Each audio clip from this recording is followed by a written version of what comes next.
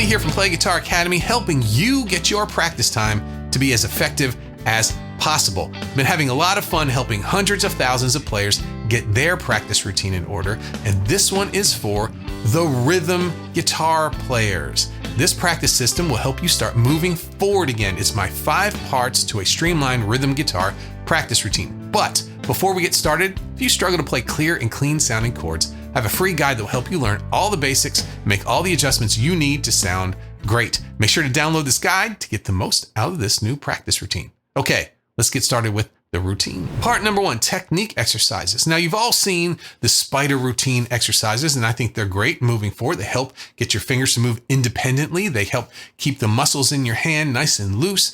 But for rhythm guitar players, we have some technique that might be a little bit more targeted to what you're going through.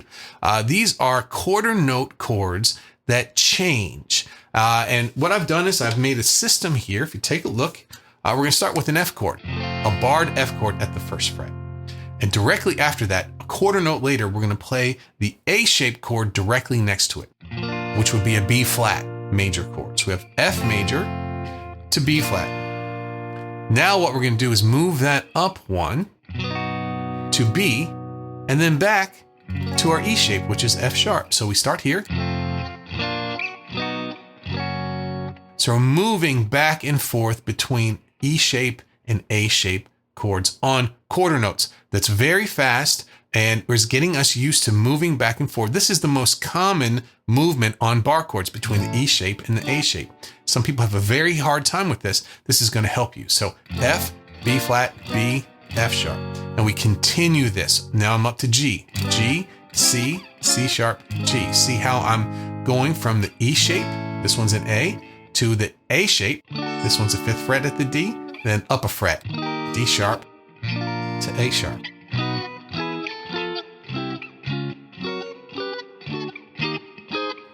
Now, when we get up higher here, it's going to be a little bit more difficult to play with all 3 fingers in a row on this A-shaped chord. So I'm going to substitute probably up around the 10th fret, 9th, 10th fret. I'm going to substitute with a bar for those 3 fingers here. So I'm going to start with F.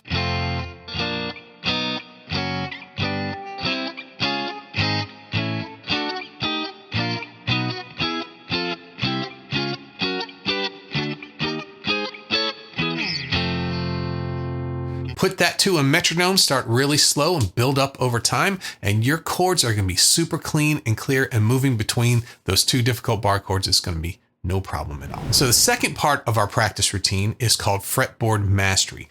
With lead guitar, we would do scales, playing over chords, those kind of things. But for rhythm guitar, we're going to target this a little bit better. What's the problem that we all have? Inversions of chords. We know how to play them in open position, but as we move up the fretboard, it becomes very difficult. Well, I have a system here for getting used to playing in each of the positions on some pretty basic chords here. We're going to start with a chord progression, a G major, A minor, C major to D major. Very simple chord progression. And it's easy in open position. It gets much more difficult as we move up the fretboard. So this is an open, regular old G, regular old A minor, C to D, the chords you already know. Next, we're going to move up to the 3rd position here. We're going to play G as an E-shaped bar chord. Then our A minor, we're going to bar at the 5th fret with our pinky on the E, high E, B, and G strings. Then put our first finger on the 2nd fret of the D, and then use the open A string. Very cool A minor chord that you don't see used very often.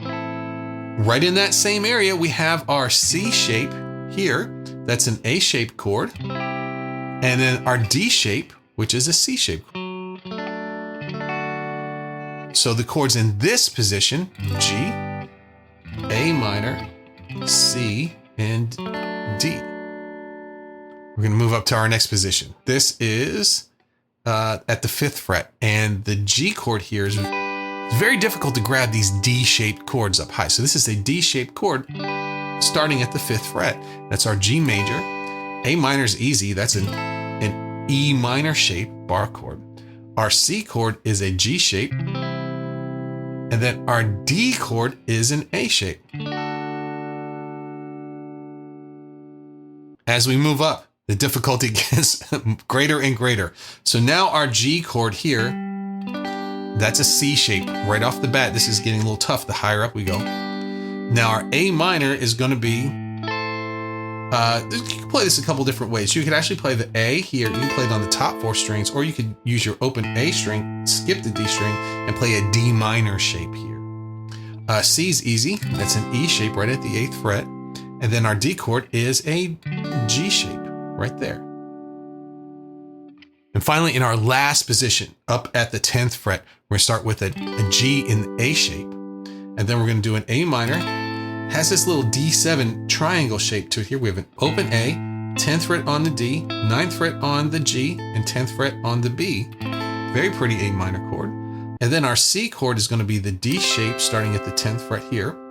And then our D chord is going to be the E shape right there. So as we go through, G to A minor, C to D, now G to A minor, C to D, G, A minor, C, D, G, A minor, C to D, and finally G to A minor, C to D. So as you practice these over time, you can throw in new chord progressions, try them in all the different positions here, and then you'll be ready to go no matter what any song throws at you. Practice section number 3 is ear and phrasing. The next thing you want to do is use your ears to learn something. Don't head over to Ultimate Guitar. Don't try and find a guitar profile. Use your ears. You hear the song, you can figure it out. I'd like for you to pick a verse of a song. You don't have to learn the whole song by ear, but get in the habit every day at this third part of your practice routine to use your ears to figure something out. It will be wrong at first. That's okay. The more you play, the better you get at this. And if you don't start now, you're not going to get better at this. So pick I would say just a verse to a song, and maybe a song that you don't know, and then try to figure it out on the guitar, whether it's bar chords, open position chords, what's the strumming pattern. Use your ears for this, and the more you do it, the better it's going to be. In section 4 of our rhythm guitar practice routine, this is going to be the same as for everyone else. Repertoire, having full songs, knowing a song from beginning to end and being able to play it for someone. This is what makes you valuable as a guitar player. This is currency for you. How many full songs do you know? I'll bet you know a lot of parts of songs, but maybe not the full song. So how can you make that interesting for yourself? You probably only know parts because you played it up to a little bit and then it just was a repeat after that. Oh, I don't have to do that. It's just a repeat. Well, how do you make that repetitive part of the song interesting to keep things going? Change it up just a little bit. But knowing these full songs, this is important. I'd like for you to make a set list of 10 songs that you would feel comfortable playing for other people and pick the first one and start learning. And finally, in everyone's practice routine, I love to end up with a section of improv, being able to get creative with the things that you've already learned. Today, we're going to be doing some improv with strumming. And what I've done is given you 4 different strumming patterns. I did them over an E minor to a G major to an A minor and back to an E minor chord progression. The first chord is E minor and starts off with a quarter note down strum. And then on beat 2, we have down up, 8th notes.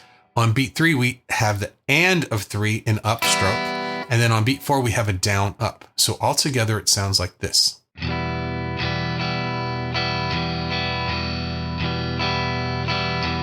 That's the down, down, up strumming pattern for 10 million songs. And next we go over to our G major chord. We have a different strumming pattern. We have 8th notes on the first beat, down, up. And then on beat 2, on the and of 2, we have an upstroke. And then on the and of 3, we have an upstroke. And then finally on beat 4, it's a downstroke quarter note. So it sounds like this.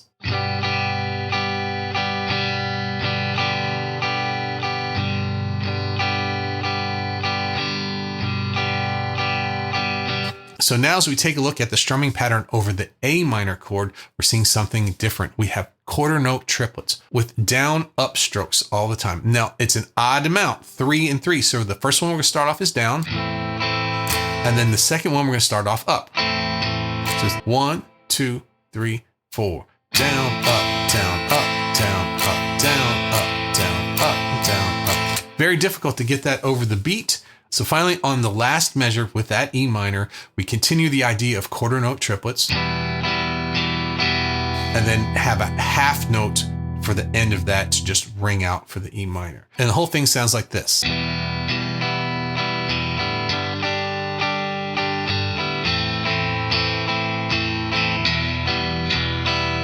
So what I'll do after I learn these strumming patterns is I'm going to start to use them in different places, do a little bit random with it. So I might just start over an E minor chord and play all of them.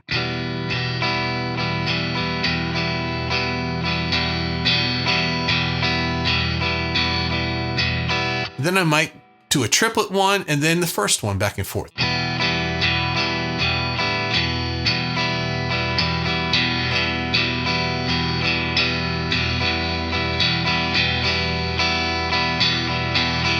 So once I'm able to play all 4 of these strumming patterns over just one chord, then I'll take it to the chord progression. And that's when the fun stuff happens. That's when we can mix and match and create something as we go. Thanks for playing along today. And thanks to all the Academy members over at playguitaracademy.com who are tearing into the tab, backing track, and guitar profiles from this practice session right now. Don't forget to download my guide to clear sounding chords. It's going to make all this easier for you. And as always, let me know what you think in the comments. Have a great practice. I will see you in the next video.